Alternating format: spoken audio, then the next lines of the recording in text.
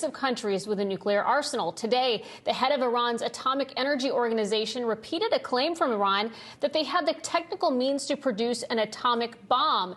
While he says they have no intention of doing so, that should highlight the idea that Iran is getting very close to the ultimate military weapon. 2 weeks ago, President Biden traveled to the Middle East on what he called a national security mission. We know he didn't accomplish much, but this exchange from his joint press conference with Israeli Prime Minister Yair Lapid showed how the United States continues to lead from behind. Today, you and I also discussed America's commitment to ensuring Iran never obtains a nuclear weapon. This is a vital security interest to both Israel and the United States, and I would add, for the rest of the world as well. I continue to believe that diplomacy is the best way to achieve this outcome. Words will not stop them, Mr. President. Diplomacy will not stop them. The only thing that will stop Iran is knowing that if they continue to develop their nuclear program, the free world will use force. And we know Israel understands the existential threat of a nuclear Iran, but does Joe Biden? If he didn't before, he should now. Social media posts over the weekend from Iran's Revolutionary Guard threatened the country would, quote, produce atomic warheads for missiles in a short amount of time with the capability of turning New York into hellish ruins. Secretary of State Antony Blinken triggered those threats this morning with a less than forceful response. We continue to believe, as I said this morning, that that would be the best path forward, a return to compliance on both sides to the JCPOA, to make sure that we are putting Iran's nuclear program back in a box and averting any kind of crisis. All right, well, let's talk about this more with our panel of experts, Senate Chairman of the National Iranian Congress, Amir Fakhravar, and former CIA analyst and chief of staff of the National Security Council, Fred Fleitz. Gentlemen, welcome to you both. Glad to have you with us this evening. Good to be here. Thank you for having me. Well, of course, want to get to Iran in just a moment here, but have to ask you, of course, about this breaking news. President Biden spoke about the first drone strike inside of Afghanistan since he pulled the military and all assets from the country and that disastrous withdrawal almost a year ago. Al-Qaeda leader Ayman al-Zawahiri has been killed. Amir, talk to us about what this strike means to you. Honestly, to us as Iranian, doesn't mean that much. If I hear someday Iranian Supreme Leader Ali Khamenei have been killed in one of these strikes, it's amazing to the world and to us, all the Iranians, 97% of Iranians who are against this regime. But yeah, the leader of the Al-Qaeda, I know they have been looking to kill him, and hopefully, finally, Pakistan helped the Biden administration to do something positive against the international terrorism network. And or maybe it's we are less than 100 days to the election, and he needed to do something. But let me tell you something. He accomplished something huge, Joe Biden. He is right now almost the father of Iranian mullah's nuclear bomb. He doesn't need to accomplish anything else. Fred, obviously, I think President Biden, it's a little too late what they've been able to do in terms of Afghanistan, but he did try to make a kind of a victory speech with this Afghan strike. Let's take a listen to what President Biden said. Now we have eliminated the emir of Al-Qaeda. He will never again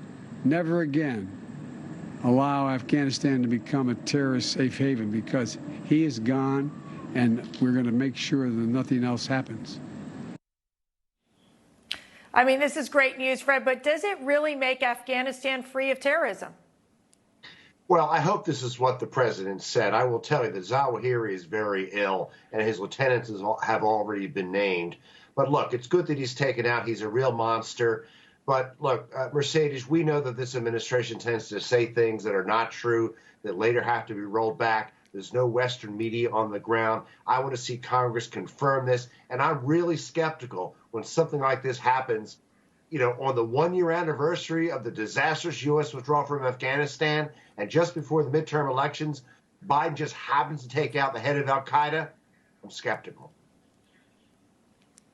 Amir, I want to shift to Iran. We saw 2 weeks ago, President Biden, he was asked what he would do to keep Iran from getting a nuclear weapon. Let's take a listen to what he had to say. In the past said you'll do anything, and you say it again, that you'll ensure Iran would not acquire nuclear weapons. Does that also mean, sir, that you would use force against Iran? Is that what that means? If needed? That was the last resort, yes. Mm-hmm. So, Amir, Iran says they can enrich to 90%. This administration is still just talking. At what point do we reach that last resort that Biden is talking about? I don't think Biden has the guts to go to the last resort because it takes some other people to do that, like President Trump.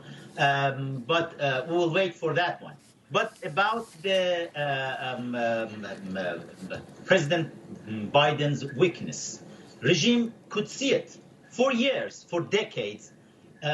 Mullah's regime in Iran, they have been lying. They have been saying, oh, our nuclear program is a peaceful program. We need electricity for our refrigerator, for these type of things. Iran has a lot of the different source of energies, and we didn't need the nuclear energy at all from the start. But they lied, the Iranian regime. And right now, when they have seen somebody that weak at the White House, they are saying, okay, if we want to announce our nuclear bomb, this is the time. And they decided to announce it. And you can see at the United States, sadly, administration right now, and even Antony Blinken, they are trying to just minimize it and say, oh, no, they don't want to do that. But, oh, really, they are right now reaching to the 90%, and probably one of these days, maybe next week, they will announce, ta-da, we do have the nuclear bomb. And as I said, then Biden can have the victory for that one as a father of nuclear bomb of Iranian mullahs. Fred, let me ask you this, because we know Secretary Antony Blinken did not want to basically talk about the Iranian nuclear talks, but it sounds like they're supportive, or the United States is supportive of what the European Union is doing in terms of coming up with their proposal and possibly accepting this proposal for the Iranian nuclear deal. What are the dangerous results or consequences that could come if the United States engages and accepts the EU proposal on the Iranian deal? Well, Iran will gain hundreds of billions of dollars in sanctions relief, and it will get $40 to $50 billion in cash that it will spend on terrorism and its nuclear program and its missile program and sending troops into regional states. It's a disastrous idea. This new nuclear deal will be even worse than Obama's nuclear deal. And I got to tell you, these statements by the Iranis right now, they could soon have nuclear weapons, that's not new. We've known that for 20 years. This is blackmail to force the Biden administration to agree to this terrible new deal. Amir, your final thoughts before we go. I'm 100% agree with Fred. And when Biden wanted to have been begging this regime, Mullah's regime, to please come and talk with us. Let's have a deal. They had a disastrous JCPOA before, the Iran nuclear deal, and it will be another disastrous bill, which right now directly, this is the first time. Look, we are not talking about a lot of experts. They are saying, oh, many countries, they do have the nuclear bomb. Let's Iran have it too. No, none of the countries in the world said we want to wipe another country from the map with the nuclear bomb. And Iran said that, and right now they are saying we want to just ruin the New York and make it the hellish ruin, what it said. Yeah, the Khamenei, they will do it unless we will see American president will go and target Iran's supreme leader, the head of the snake, and kill him. And we will celebrate all together. Well, Amir, Fakhravar, Fred Fleitz, thank you both for your insights tonight. We appreciate it. Good to be here.